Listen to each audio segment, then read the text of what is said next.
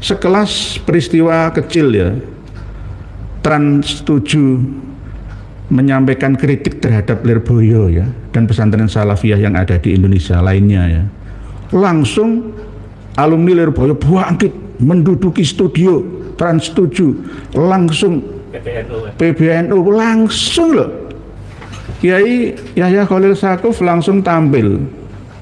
Ada apa itu loh? Ada apa itu loh?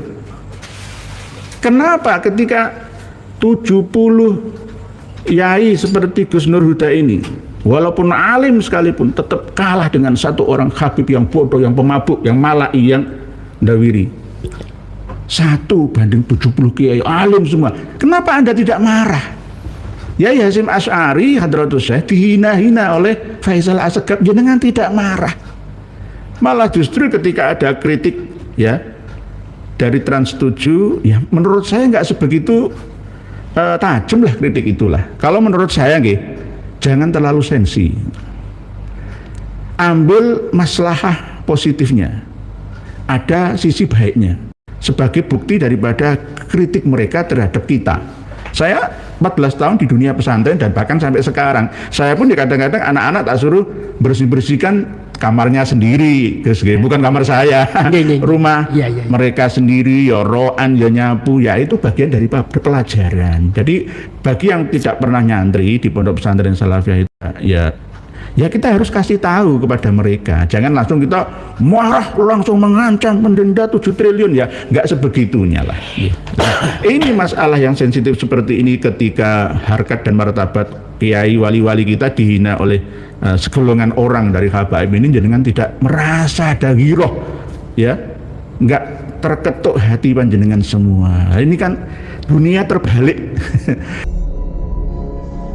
Lirboyo sengaja ditumbalkan untuk melegitimasi sistem perbudakan yang dilakukan satu golongan manusia terhadap umat Islam pribumi Nusantara. Satu wacana yang akan membuka cakrawala betapa dahsyatnya siasat satu kelompok manusia yang tetap ingin menjadi golongan dengan kasta tertinggi di bumi Nusantara. Dunia jurnalistik Indonesia ternoda akibat tayangan Trans 7 yang memuat konten murahan menyudutkan dunia pesantren, menampilkan dan merosting kehidupan dunia pesantren dari kacamata manusia modern yang anti terhadap kearifan tradisi dan budaya lokal yang mereka anggap sebagai bentuk peradaban primitif sehingga wajib untuk ditinggalkan jika ingin mewujudkan kehidupan modern yang maju dan tidak ketinggalan zaman. Pandangan ini biasanya juga muncul dari kalangan kelompok Islam yang menolak perpaduan antara ajaran Islam dengan kearifan budaya lokal atau yang sering bersuara tentang perkara bid'ah, sebab dalam pandangan mereka kearifan lokal sebaik dan seislami apapun nilainya, jika itu bukan produk Arab yang merupakan negara asal mula agama Islam, maka akan dihukumi haram dan wajib ditinggalkan oleh umat Islam. Lalu apakah kelompok tersebut yang selalu koar-koar tentang bid'ah yang menjadi aktor intelektual dari pembusukan nama pesantren dalam kasus ini? Dalam kacamata kita, itu bukanlah ulah mereka. Mereka cuma ikut nimbrung memanfaatkan keadaan seperti halnya dalam kasus polemik nasab kaum Habib Yaman.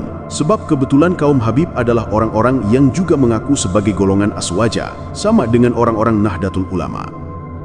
Untuk mengetahui siapa aktor intelektual di balik Transcorp Media yang menumbalkan kredibilitas kiai dan pesantren, dalam kasus ini yang disudutkan adalah pesantren Lirboyo, kita harus tahu siapa orang-orang yang selama ini berada di lingkaran media itu dan latar belakang permasalahan apa yang sedang dihadapi oleh mereka sehingga media itu akan dimanfaatkan untuk mengatasi masalah besar yang sedang dihadapinya.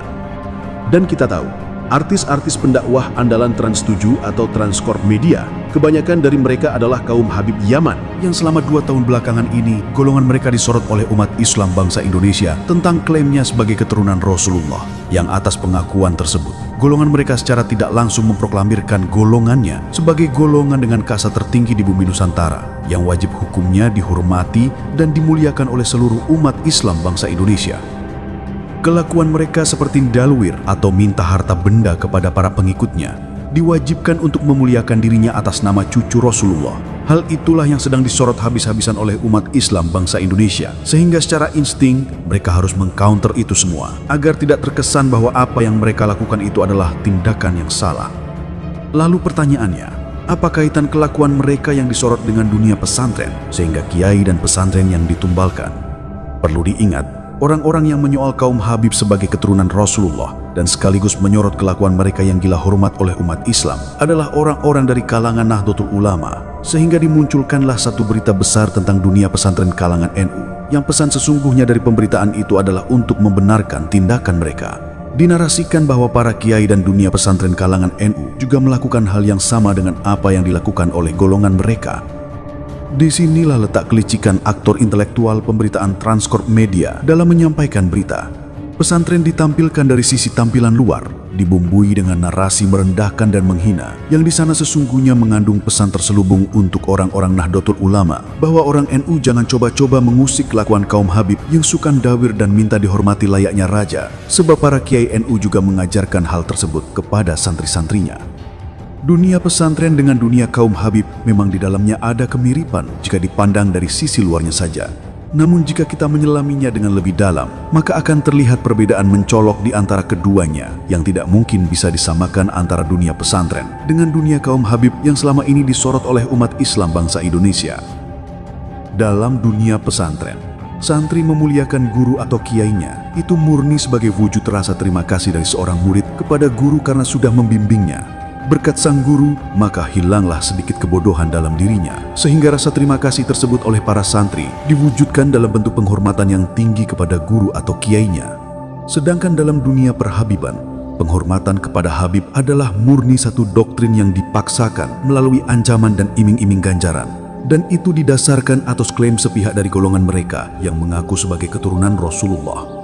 Kaum Habib mewajibkan manusia lain agar memuliakannya berdasarkan nasab.